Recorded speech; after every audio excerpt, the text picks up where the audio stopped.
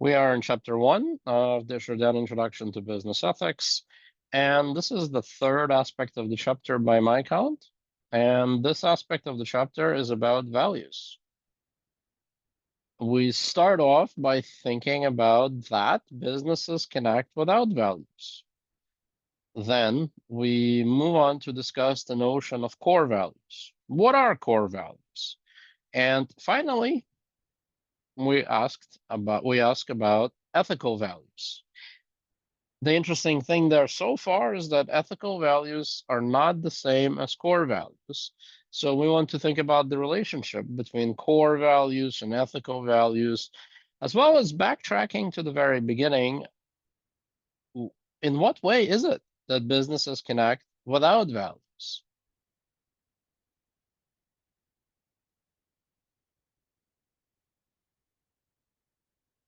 Desjardins takes it that one of the reasons why people choose to act immorally and deceive in business is due to the unspoken goal of business to maximize profits by any means possible at all moments. Right? We know that the goal of business is to maximize profits, and that seems legitimate. The issue is maximization of profits by any means possible at all moments. It is in this sense that we would say that business is without values. For the sake of maximization of profits, it would skip and forego all and any value, right? Desjardins, just reading it one more time, Desjardins takes it that one of the reasons why people choose to act immorally and deceive in business is due to the unspoken goal of business to maximize profits by any means possible at all moments. That situation of narrow or blind profit maximization is the absence of values, or the absence of core values, and also, as we will see, the absence of ethical values. But let's see what we have to say about core values. However, some businesses adopt core values as a part of their mission and articulate them in their mission statements. I'm sure we're familiar with the phenomenon, right? You go to a website of some business and they will list, here are the core values that we subscribe to in this business, right? And the point here is that profit maximization, these core values are not suspended for the sake of profit maximization. As a matter of fact, these core values serve as a limit on profit maximization. In other words, if maximizing profits would involve negating one of these core values, then the business would not do it. So, core values. However, some businesses adopt core values as a part of their mission and articulate them in their mission statements. A significant study showed that companies that adopt core values like research and development, good treatment of employees, good treatment of environment, product quality, and others. So a significant study showed that companies that adopt core values survive and are much more successful in the long run than the companies that do not. Now, how can we make sense out of that? Well, next passage here.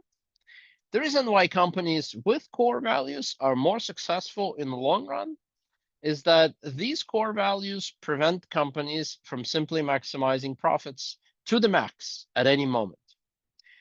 Thus, these companies are much less likely to engage in excessive risks, less likely to engage in excessive risks. For example, they would not sacrifice good treatment of employees or product quality in order to maximize profits here and now in the short run. Right? So one way we can think about the benefit of having core values is that they will keep in check unbound maximization of profits, which we may otherwise call greed, which will frequently involve business in risky and excessively risky situations. So companies with core values tend to be around for longer, tend to be more stable, less risky.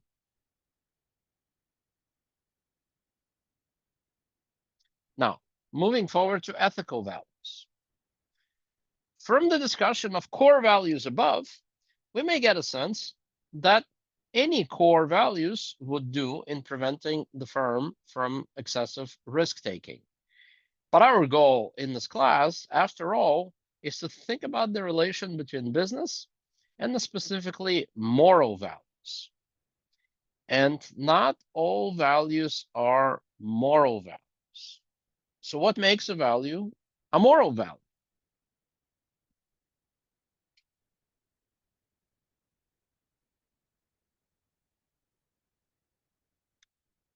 Desjardins claims that there are two aspects that make a value moral. One, it is concerned with furthering the deep and fundamental human purposes or ends.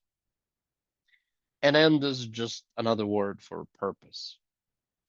For example, these are the fundamental human purposes: respect, integrity, meaning, health, companionship, and there are others. Right? So only those values that further respect, integrity, meaning, health, companionship are moral values. Now, what would be an example of a core value that is not a moral value? I'm thinking something like research and development, right? Research and development may be a moral value, or it may not be a moral value. Kind of depends on where that research and development is taken, right? Could be research and development into some product that does not treat human beings with respect, that is not concerned with human purposes. I guess what comes to mind is if we have an if we have a business of producing something like child pornography, right? Doing research and development and having research and development as a core value in that business is not one that is moral insofar as it does not further and deepen fundamental human purposes. Right? I take it that's pretty uncontroversial, and we can agree upon that. I guess it is possible for some of the core values to be ambiguous or even neutral with regard to moral values.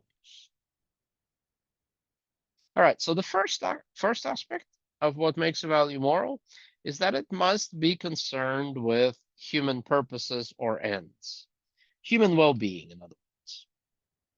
The second aspect of what makes a value a moral value is that though that value is concerned with furthering human purposes in a manner that is impartial. Right?